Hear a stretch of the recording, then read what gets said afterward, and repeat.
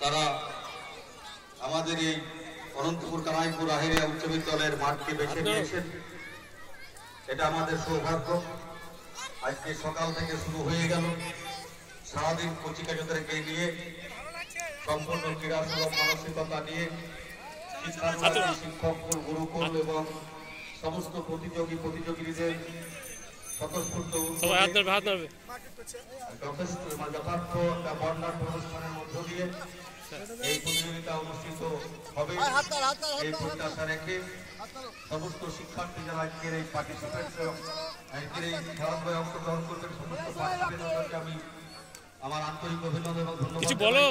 শিক্ষক, গুরুকুল এবং ফিজিক্যাল ইনস্ট্রাক্টরদের সম্পূর্ণ সহযোগিতায় এবং সকলের সদিচ্ছায় আজকে এই খেলা